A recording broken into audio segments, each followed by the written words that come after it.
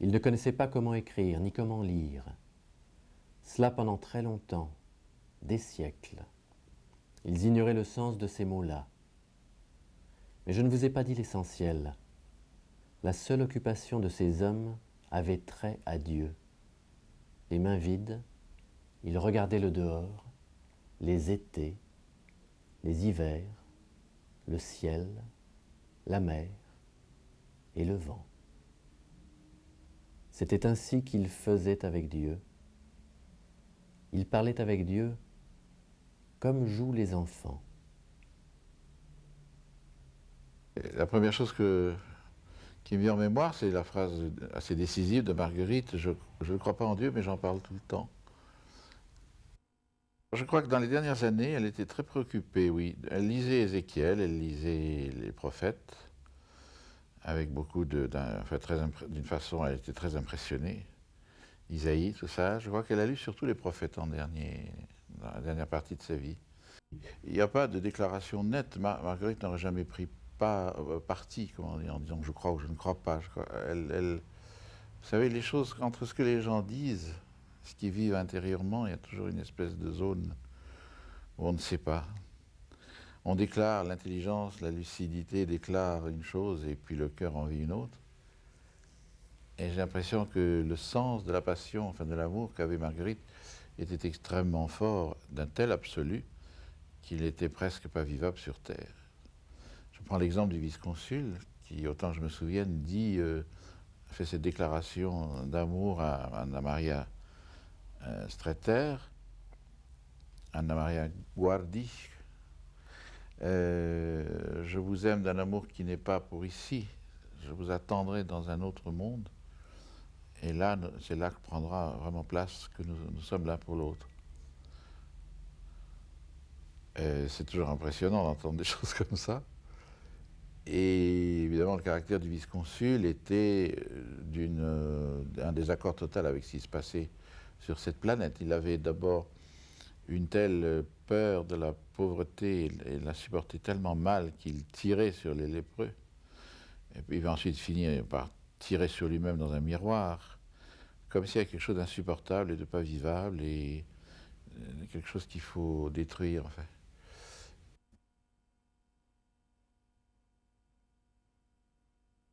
La voix du vice-consul, quand il parle à Anne-Marie Streeter pour la première fois, est distinguée, mais bizarrement privée de timbre, un rien trop aigu comme s'il se retenait de hurler.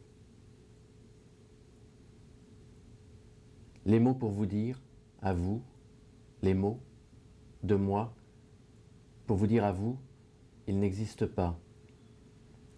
Je me tromperais, j'emploierais ceux pour dire autre chose, une chose arrivée à un autre.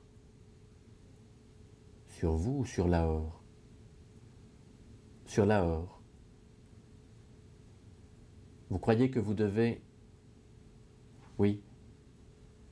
Je voudrais être entendu de vous, ce soir.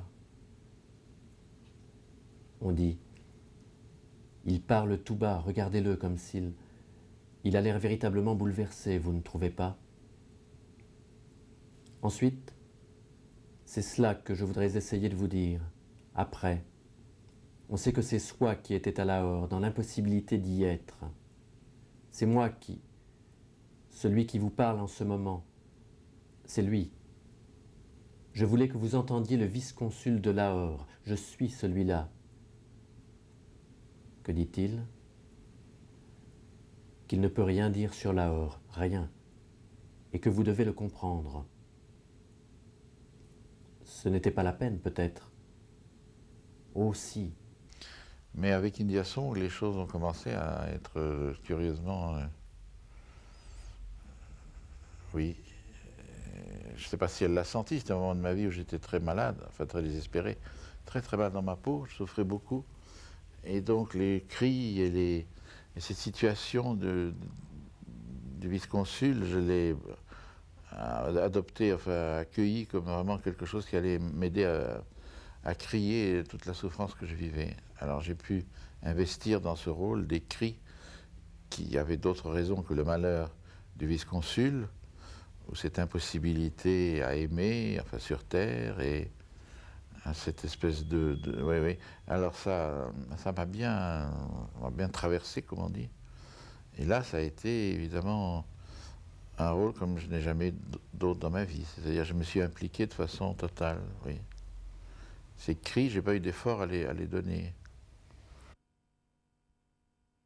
Marguerite s'était fait d'élan, c'était fait de spontanéité, de choses qui débarquaient comme ça. Et moi, elle me rendait comme ça, d'ailleurs. Elle disait souvent, mais d'où tu sors ça? Je ne sais pas ce que je lui disais, mais j'avais besoin de lui dire, parce que je sentais qu'il y avait une réception possible. Donc, vous voyez, c'est fait de ça, notre amitié. C'est pas du tout quelque chose qu'on peut analyser ou classer ou dire c'est comme ça, puis c'est pas autrement. Je vous dis, le mot qui me vient avec le plus de plaisir avec elle, c'est liberté, oui. Mais une liberté faite quand même... De dire des choses absolument inouïes. Oui. Bon, pas inouïes dans l'histoire du monde, mais enfin inouïes pour nous.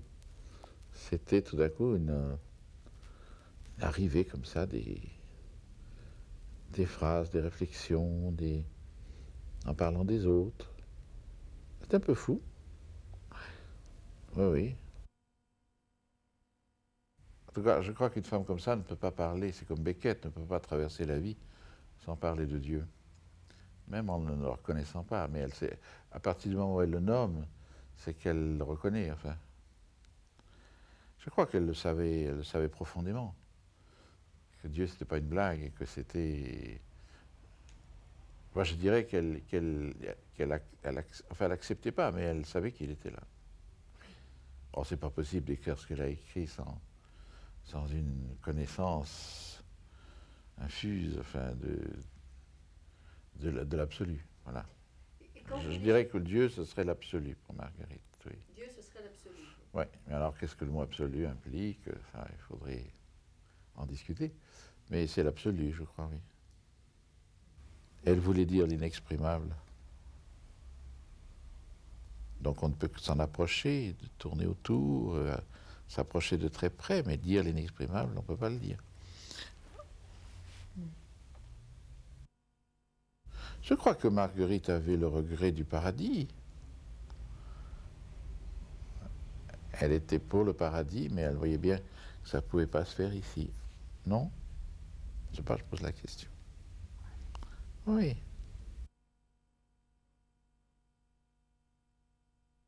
Tout est devenu bleu. C'est bleu. C'est à crier tellement c'est bleu. C'est du bleu venu des origines de la terre, d'un cobalt inconnu. On ne peut pas arrêter ce bleu, ces traînées de poussière bleue des cimetières des enfants. On souffre, on pleure, tout le monde pleure. Mais le bleu reste là, acharné. Le bleu des enfants comme celui d'un ciel.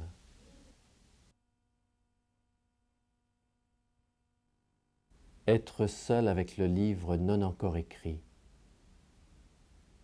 c'est être encore dans le premier sommeil de l'humanité. C'est ça. C'est aussi être seul avec l'écriture encore en friche. C'est essayer de ne pas en mourir. C'est être seul dans un abri pendant la guerre, mais sans prière, sans Dieu, sans pensée aucune.